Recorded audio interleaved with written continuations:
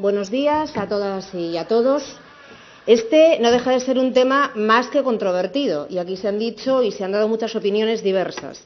No sé por qué a algunos de ustedes y a algunas de ustedes les causa algún problema debatir sobre este tema. Es un tema que está encima de la mesa, que hay diferentes opciones, que hay diferentes planteamientos y que nunca se debería de tener miedo a debatir.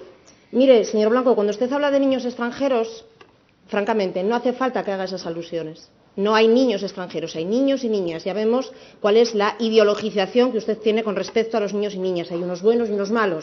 Los extranjeros son malos y los que no son extranjeros son buenos. Yo creo que debería revisar, ya se lo digo. Y es más, usted ya adelantó aquí parte del argumentario que va a utilizar cuando presente el famoso PIN parental, que usted dice que no está ideologizado. Pero bueno, en fin, hablaremos después de esta cuestión. Cuando hay alumnado inmigrante, que también se menciona en la proposición este término, yo siento decirles, y ahí no comparto con usted, señor Zapico, algunas de las cosas que alude, dice, yo no creo que sea un problema que el 82% de los niños y niñas que no han nacido en Asturias o en el Estado español estén en la escuela pública. Para mí, particularmente, no es un problema. Creo que es un privilegio, en este caso, que los hijos, las hijas y las familias que van a la concertada o a la privada se están perdiendo. Yo creo que hay una posibilidad enorme de reculturización de nuestros hijos y de nuestras hijas cuando comparten experiencias con otros niños y otras niñas que están fuera. Yo no lo veo como algo negativo, no creo que sea necesario incidir sobre esto constantemente. Pero sí que es cierto que la educación concertada tuvo su objetivo concreto en un momento determinado porque había una carencia de plazas públicas, y eso es un debate que tenemos que poner encima de la mesa. Tenemos que poner un debate encima de la mesa y ser valientes y realmente definir si hay diferencias notables entre la formación que se da en la educación pública y la formación que se da en la educación concertada. ¿Y por qué se está produciendo esto?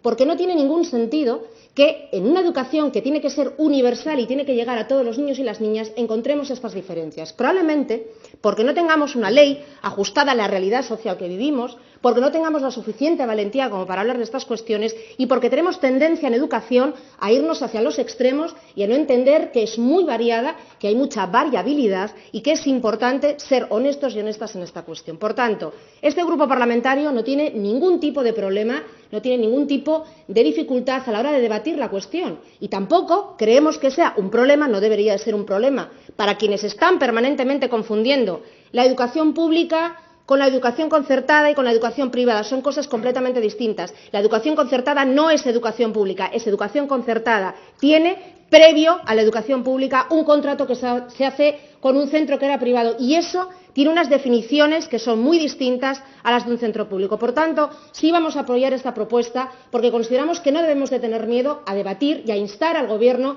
del Estado, al nuevo Gobierno que tenemos del Estado español, para poder hablar en profundidad de las cuestiones y para poder, de una vez por todas, tener una ley en la que estén recogidos los derechos de la educación pública, los derechos que pueda tener la educación concertada, las necesidades económicas y formativas que da la educación concertada y, por supuesto, la educación pública. Porque, como ustedes sabrán, en casi todos los países de Europa hay dos tipos de educación, la pública y la privada.